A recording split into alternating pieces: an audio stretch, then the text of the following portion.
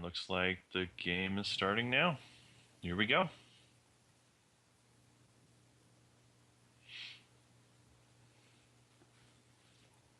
So we have Frigid versus Evildans.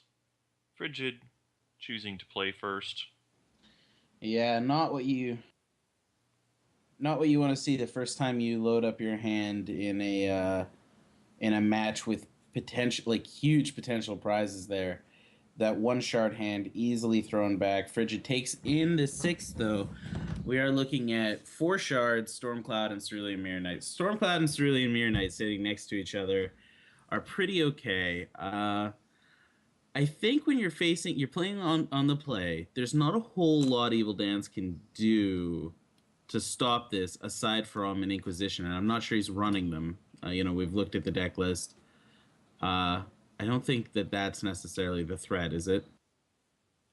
I say Evildans does have Inquisition, but yeah, it's Mm. still going to be the earliest interaction that Evildans could have here, possibly if he's got the Inquisition even. Players just exchanging some pleasantries. Guess we could see a curse potentially. Mm. The second Stormcloud's pretty helpful. Curse of Oblivion here is annoying, getting rid of the rest of those Cerulean Mirror Knights, but it's not the card that you really are too afraid of losing all of. Now, this does mean that this is the only Cerulean Mirror Knight that Frigid is going to have to play, though. And I don't disagree with the curse. I think that's when you curse if you have it, because now all he has to do is remove that one Mirror Knight, and he can cripple a lot of card draw out of Mono Sapphire. Right.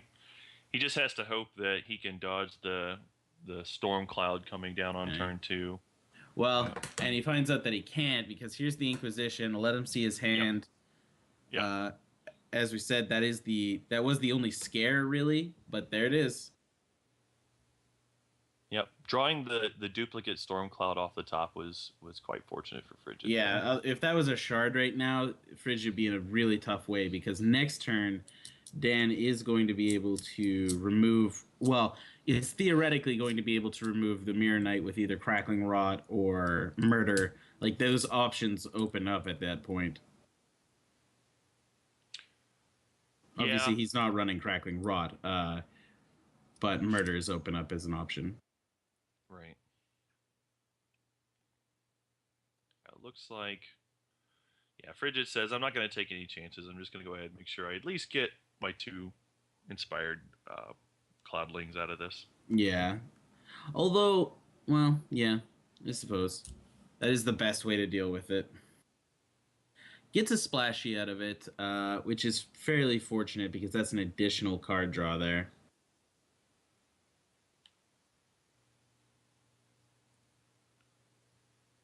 Yeah, the Biddy Bolt probably not super great in this particular matchup. I guess it's okay, but it's just I don't foresee a lot of attacking from Giant Corpse Fly in this one. So there's the murder. So it's a good thing that Frigid didn't hold on.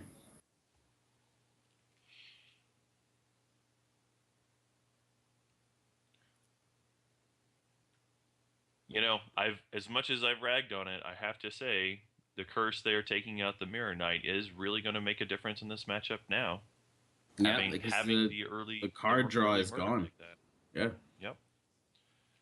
Now It it's just really, it down really to was the Eldritch. perfect trifecta of cards, though. Like Dan's had the Curse of Oblivion, which we've given him a little bit of a rough time about. Yep. Follows up with the Inquisition, and Right. the Inquisition was already really crazy in that spot. It would have been absolutely brutal in most situations just because it was getting rid of that one storm cloud, but Frigid had drawn a second one. And then he had the murder for the Mirror Knight. If Frigid hadn't drawn that second mirror, not mirror, the second cloud, we would be talking about a really, really, really debilitated Frigid right now. Does manage to pop his splashy, get a couple of cards, finds Reese with Peak, and puts Reese underground. Now, this is interesting because he has no way to protect Reese when Reese pops up, but he has 4 turns to find a way.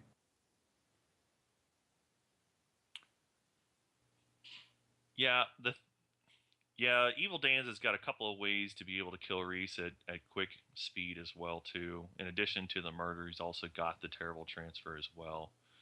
So it's probably okay that he doesn't have it yet because he just needs to draw some kind of counter within the next couple of turns. Yeah, there's a giant corpse fly, annoying, but with nothing but shards in hand, it's not like Frigid had a difficult decision. Giant corpse fly could be one of the most brutal troops in the game if it said target opponent discards a random card. I'll tell you that for free, which its equipment says. There's a storm cloud, but with no mirror knights left in the deck, a little less valuable, to be honest.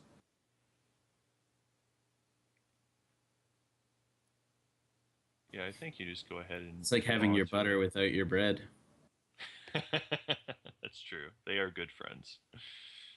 They are good friends for sure.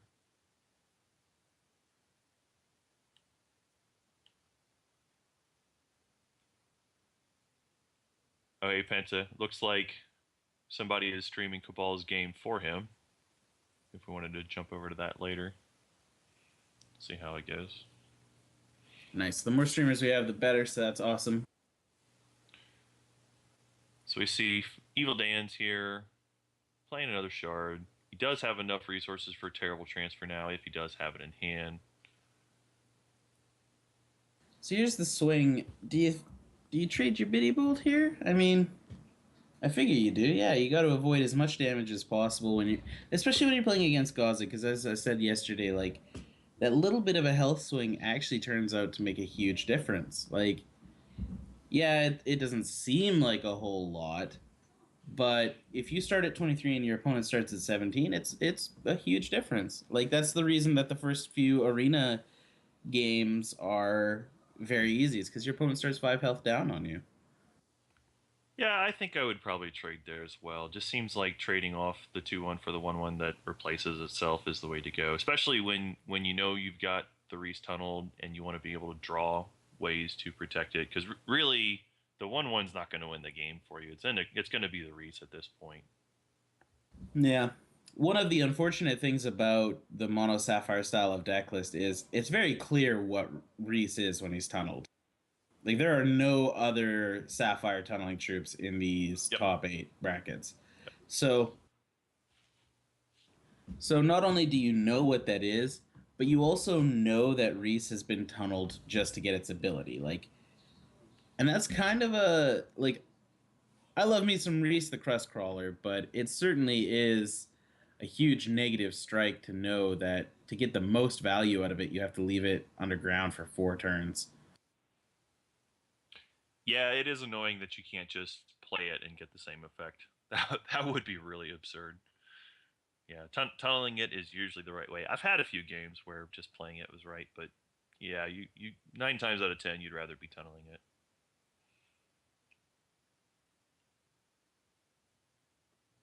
It's also a little bit sad that you don't have any like very many good cover up Sapphire troops tunneling things.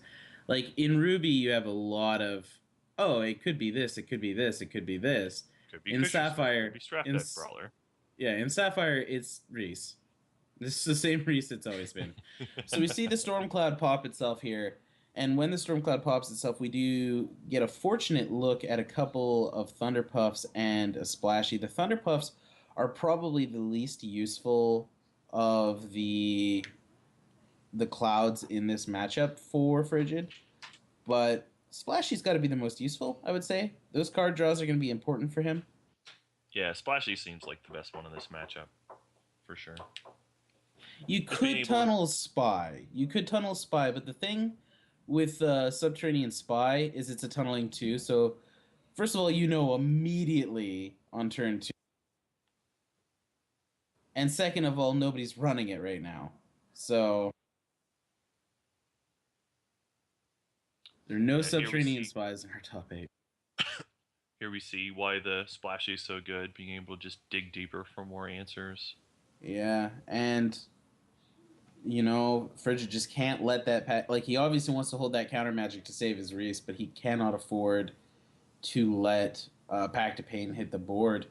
Although now we see Dan playing out everything but his last card here, and he's going to use that Zentos Inquisitor to mildly annoy a Thunderpuff. And Reese is going to come up here with no resources available in Dan's hand. You would think if Dan's had removal of any sort for Reese, he might have played it a turn, like on the turn that Reese popped up. Although maybe playing out the Pact and the Zentos there was to bait out as much of Frigid's answers as possible. Not that it matters, because Frigid is just going to shuffle a counter magic to the top of his deck and then pull it into Pro his plays. hand at the exact time you needed it.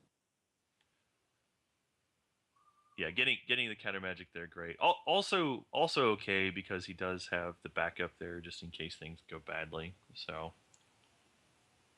yeah, with Evil Dan's down to one card, stopping the Pact of Pain, and that is actually the only Pact of Pain in Dan's main deck anyway. Yeah. Frid Now at this point, Frigid just needs to be able to keep the Reese going if possible.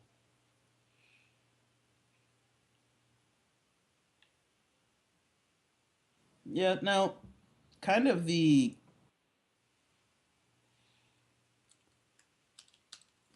only threat left here is going to be double extinction, I guess. Like not a whole lot.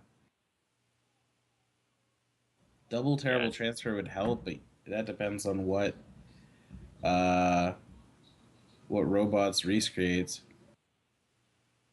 yeah. I mean, it's all about Reese at this point, and Evil Dan's needs to have multiple answers for Reese here. And there's that Reaper bot. Reese creates the Reaper bot with no troops on the opponent's side of the field, but it is still a 3/4 lethal robot.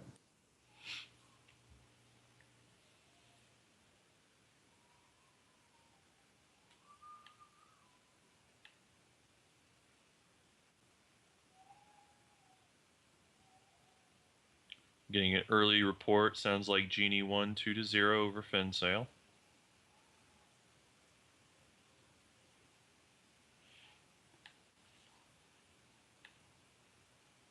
Sounds like early Angel was the decider on those. Meanwhile, in the feature match here, we see Evil Dan's going for the Gothic Champion power. Yeah, not playing anything else out here.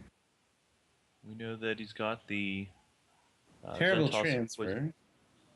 Terrible transfer almost certainly is going to be countered here.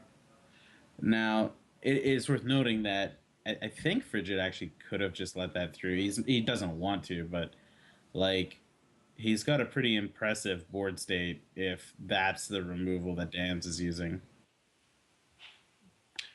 Yeah, that's true. It could be holding it back for Extinction. Maybe would have been, but I mean that's fine too. Reese is still able to win it on its own, and he's still got a backup plan either way. So I think it's fine either way you wanted to go there.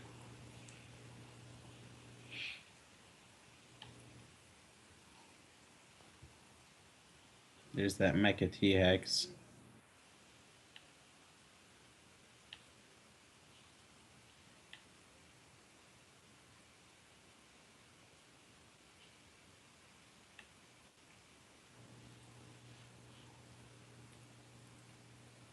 Let's see the attack. Evil Dan's gonna take 11 here. Yeah, it needs to have Extinction in hand now. Yep, Like it's got to be Extinction. it's got to be Extinction, and now Extinction actually doesn't matter as uh, for whatever for whatever reason the second PvE card comes out and manages to get the one keyword that breaks it. So now Frigid sitting with a 2/2 invincible troop on his side of the board as well.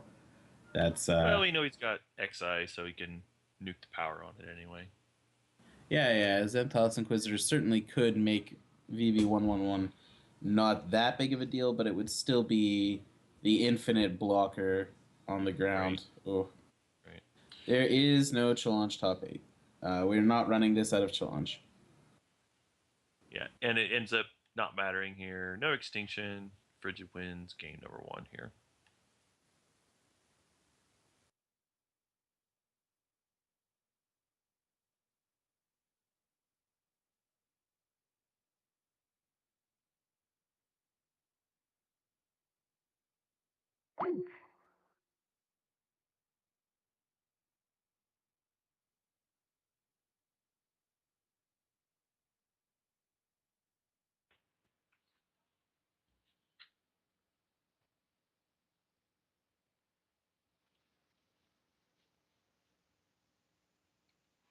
Okay, I think we just had a drop in the call, and I believe we're back. Are we back? Yeah. Did the call drop? Yeah, sound like it hiccuped. Huh. I didn't hear that at all.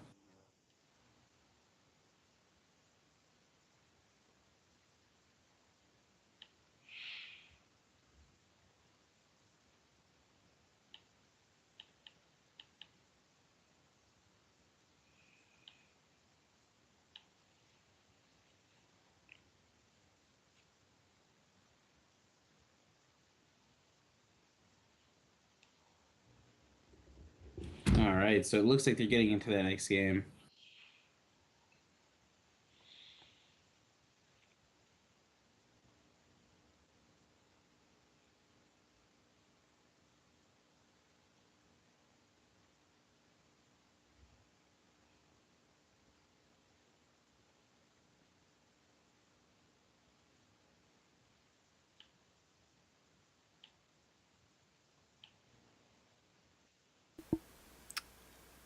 So we have updates on the other 3 matches. I believe the winners of those 3 matches have been decided. Yeah, we were talking about that a little bit ago. Yeah, Some it's past games. it looks like every game's actually ended. The first round ended very quickly. Um, if we take a look at the tournament bracket, it looks like I believe Jin took down Fencel. Yep. Enma got defeated by Coma, Yep. and Dominion took down Cabal Papa. So we're just waiting for Frigid and Evildans to finish their match, actually.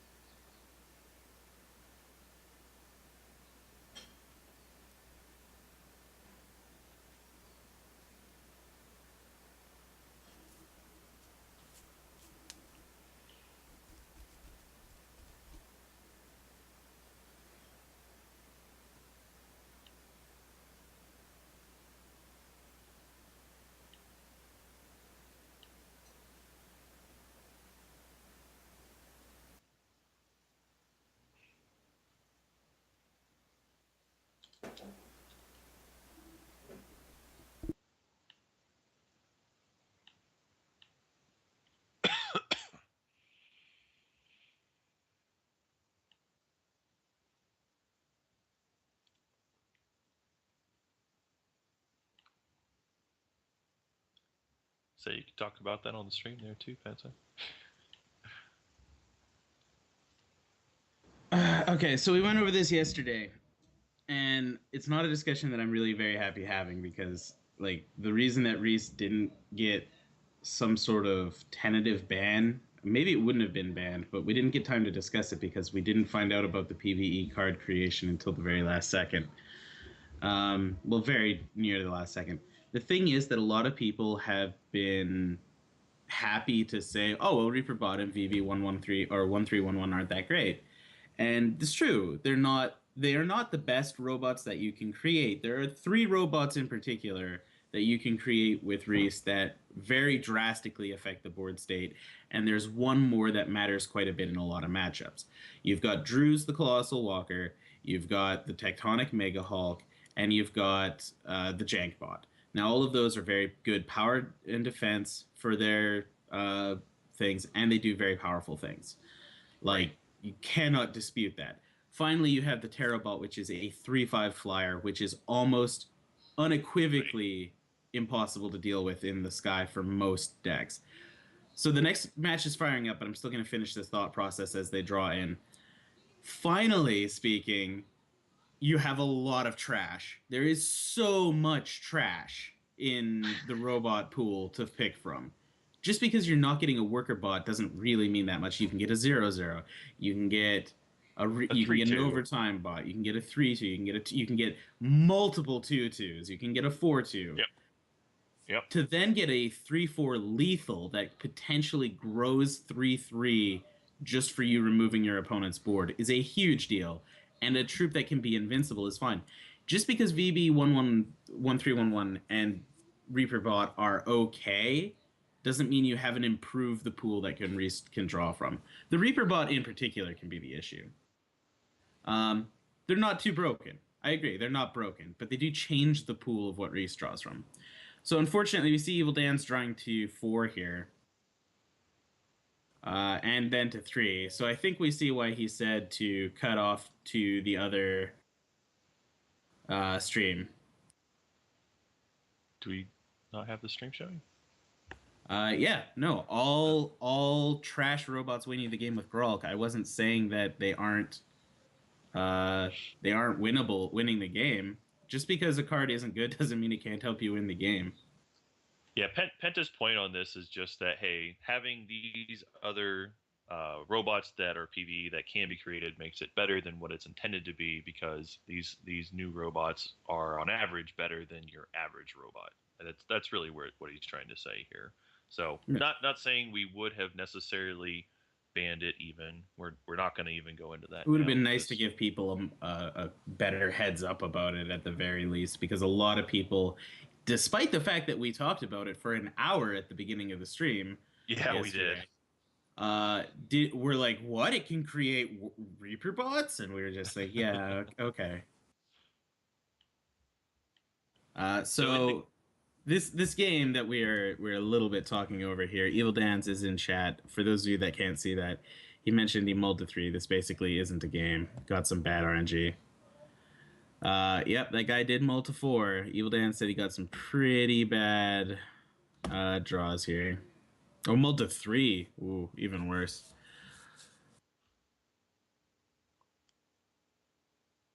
And on the other side of the table, really strong hand from Frigid. Looks like he's brought in a lot of his reserves cards and found them all right here. Gonna be pretty much impossible for Evildans to come back from this. You know, the thing is, like, when you're talking about blood, there's only like one card that would really help you out of this situation, is Pact of Pain. Like, if you mulled to 3 and then played a turn 3 Pact of Pain, maybe you could come out of it. Like maybe if you had like triple Relentless Corruption too. Yeah, triple Relentless Corruption after 3 shards, though, right? Right, exactly. And then you would need to hit like good things out of your opponents. You can only win against Neo with a mull to 3. I thought about that, but it was kind of an in-joke, so I decided not to bring it up. Man, and Evildans does get his Surge mechanism on board. We saw that earlier. I believe, and maybe now that he's in chat, he can elaborate, that one of his biggest game plans in the whole deck is to use that Surge mechanism for a big eventual life siphon, because there's a lot of times in Mono Blood, especially, where you're sitting with extra resources, so you might as well just expend them somewhere. Right. Or also being able to just continually play the Xi Xentos Inquisitor over and over again. Having extra resources for that is helpful. Absolutely. Frigid laying down the Cerulean Mentalist Law.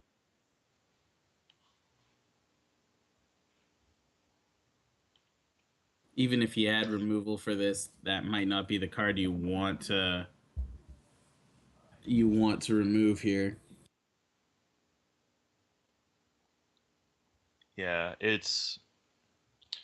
I mean, maybe if your opponent doesn't do anything for several turns and you have the extinction for 2 troops, I guess. I don't know. Sapphire actually has a couple of nice mull options too, because like Reese on 2 is still possibly a game winner. Giant Corpsefly is the kind of troop you'd want a couple of in this situation, just to try to make the card advantage a little less brutal. But honestly, it's not gonna shake up Frigid's plan too much here. Looking at his hand, he's actually gonna toss the Crackling Vortex. I think that's a mistake, isn't it? Does he have any It's four Sapphire threshold cards? Oh, there aren't any for peak. Yeah, Peak's the only one that Okay, never cares mind, never about mind, never mind. threshold. Yeah, yeah, and he It's probably does care about those peak thresholds. I was thinking that he had all the thresholds necessary to play his card, and I forgot about the peak. So I was just like, well, why wouldn't you keep the double charge? But definitely with the idea that peak is a card, you would continue to play Sapphire because you want to increase when you use a peak after this stage in the game, when you're not just using it to improve your opening hand, you're usually looking for the answer. And if you can't find the answer, you'll feel really bad that you threw away a Sapphire earlier. and clearly dropping some kind of shard to the corpse fly there is right. I mean, even if you did happen to miss for a couple turns on a shard, yeah, it's not a big problem. There's Evildans doesn't have any kind of pressure here really. Yeah, maybe if both players had full hands, you could drop the splinter and just worry less about it. But that splinter is going to stop a card from being played by Evildans, which is just, I mean, it's a lot. It's a lot here. So yeah, Splinter is really good with the ability to, especially in this matchup, the ability to put the expensive Life Siphon back into the hand. Not exactly counter it, but tempo the opponent out. So there's the mastery here. We'll get two swings from Frigid. And next turn, he's got a couple of options. He's probably, depending on what he draws, he's probably going to use that Zodiac.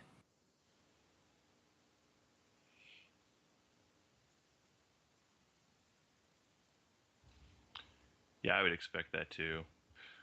Zodiac Divination just to be able to continue drawing more cards, and I mean No, you don't need to put he multiple does threats find there. one of the few cards in the game that might change that plan. At this point, then you would just hold up the CM, I feel. Yeah. At this point, there's not any two combinations of cards that Dan's can pull here. Actually, I guess that is a safe play, finding the shard and playing the Dreamer, because now you have the Splinters ability up. Yeah, no, that's fine. Doesn't really change the clock a whole lot, but it does change it from 3 to 2 turns.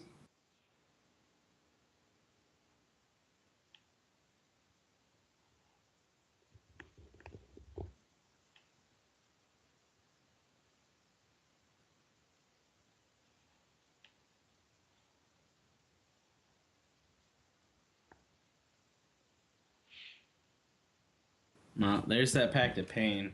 That's just a tiny bit too late. It had a chance of saving a little bit of this for Dan's. It really did. But now that Frigid has the Eldritch Dreamer, the Splinter, and the Mentalist all swinging, there's just nothing really to say. Yeah, when you have severe mulligans like this, you need your opponent to get pretty unlucky, and you can get pretty lucky. Dan's actually corrected me earlier. He wins by removing everything and then relentless for the draw. I mean that's fair. That's fair. I figured the Yep. big life siphon be a deal. No, the surge mechanism seems odd if it's not specifically there for the life siphon.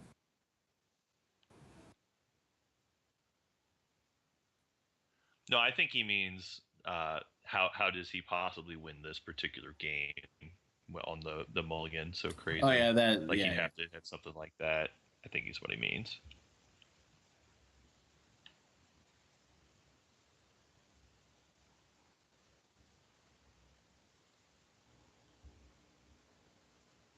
Because like from his perspective, he's got to have extinction to wipe, and then he's got to have relentless corruption multiple times to at least get back to hopefully parity, but clearly not the way that the game went.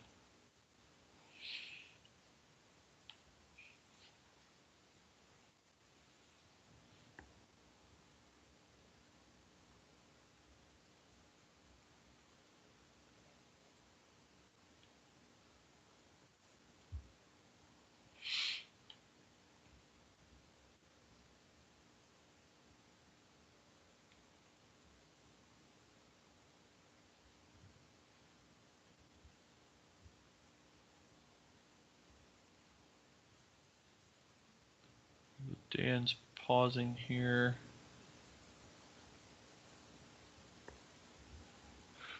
I mean, you did have to go for it, whatever it Yeah. is that you're going to do. Yeah, he's playing out that Zentos, which is basically a resignation. The Zentos doesn't stop lethal here, and it is the last of his resources. It's unfortunate. Probably considered if there was a draw from Pact or some such, but that needed to be an extinction, and Frigid needed to not have counter. So Frigid is going to be. I suppose this game happened 10 minutes ago, but is going to be the next person to move into the next round. Do we have the updated brackets, technically? Yes, we do.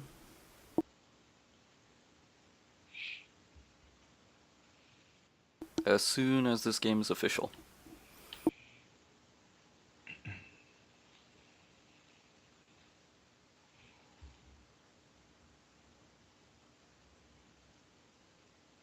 And just in case it's not enough, Frigid tops another counter there at the end.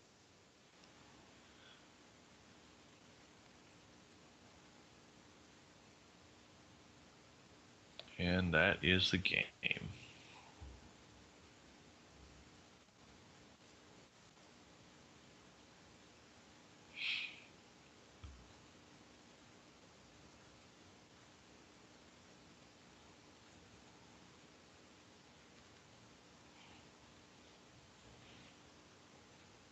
Still a very impressive showing by all of the top 8 players to get where they are today. Like, it is a heavy push to be here, right? This was not just, it wasn't just 8 people in a tournament. These people defeated 140 plus of their peers yesterday in getting to this point. So huge shout outs to all of them.